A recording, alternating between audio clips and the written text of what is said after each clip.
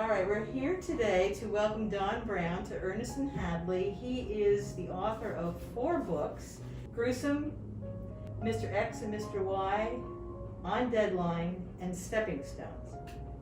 And today we're going to ask him some questions about his book and give you an idea of what went into these books and how he came up with the ideas for other books, and kind of a conglomeration of his life and what it means to the greater Tuscaloosa community.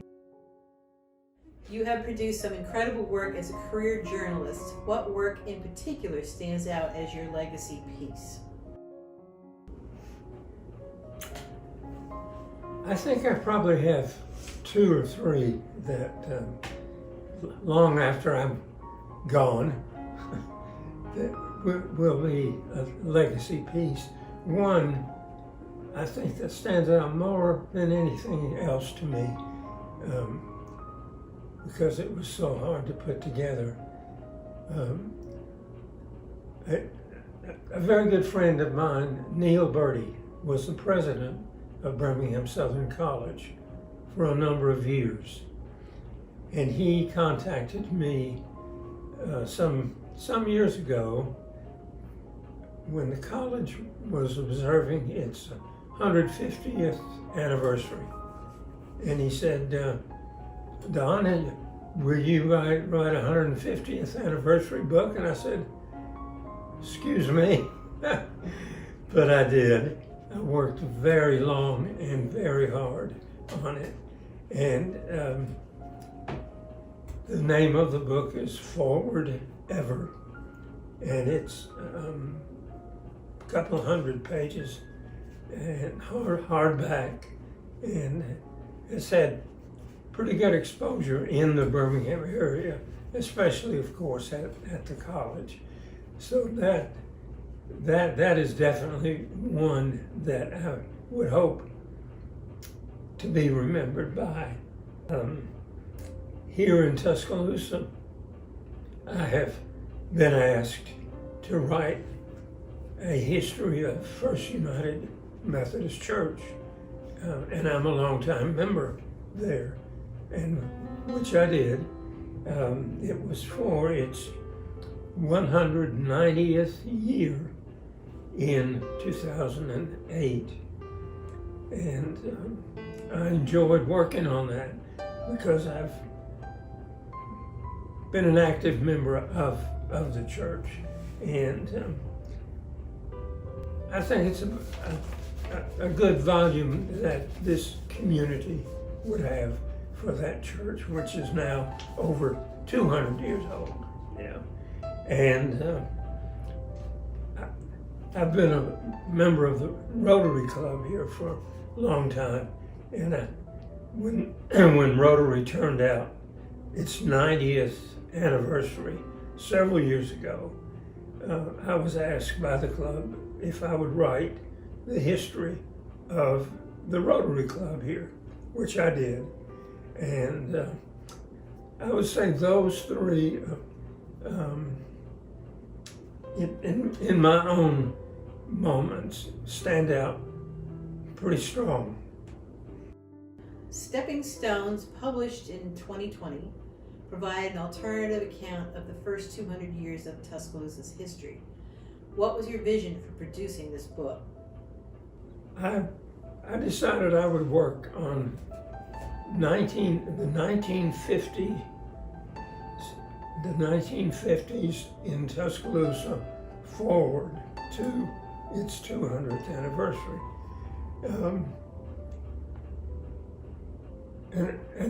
And so my book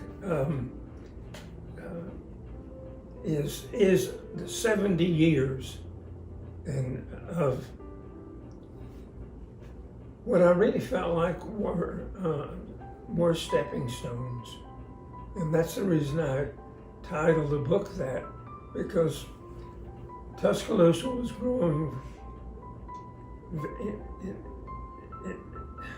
growing in very difficult situations at times, mainly because the university was ordered to integrate, and the Ku Klux Klan said it isn't going to happen here.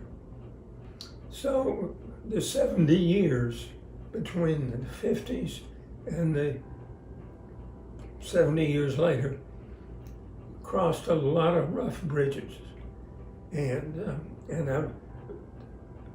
I wrote the book from the standpoint of who would have been in charge of the city government, and the fact that the city government changed itself, and then the university situation did not try to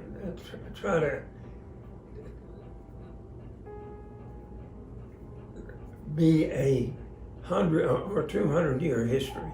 That was what Guy Hubs did so well. I just wanted these last 70 years, which in my opinion, having been here many of those years, helped Tuscaloosa, whether it liked it or not at times, to make itself into what it is today, and a very bright future for it. So I enjoyed doing that book. It was very, very difficult. On Deadline is the compilation of your most poignant works in journalism. How did you go about selecting these particular works? When I got back in the newspaper business and ended up here as editor of the Tuscaloosa News, I just thought, well, golly, if my column in the magazine was very well received and I enjoyed doing it, why not do one for every Sunday? So I went to my publisher, the late Charles Land, a man I thought so much of. And he said, "You want to write it? Write it." So I did. The content of the column every Sunday was on me. And, you know, I would write about Tuscaloosa, I would write about Alabama, I would write about the change of seasons, I would write about my family at times, and others at times, and what was good and bad about our community. But I tried to stay on a positive way because I felt like that's what I wanted to do, even if it was criticism. What advice would you give to students who are interested in becoming a journalist? I would tell them, associate yourself with good story people and good stories themselves, if you can, by identifying yourself as being a reporter for such and such.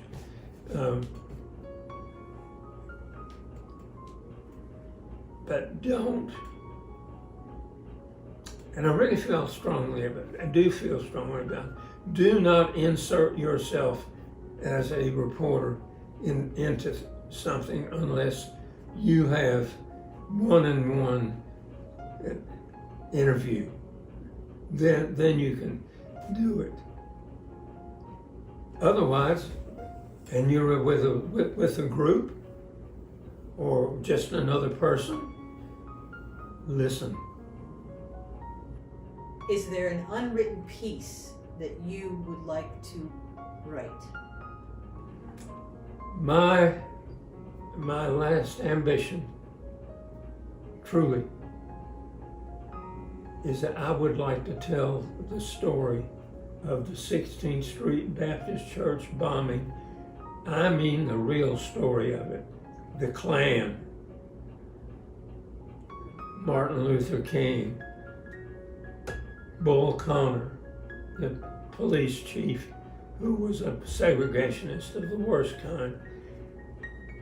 I would really like to write that book because it hasn't been written.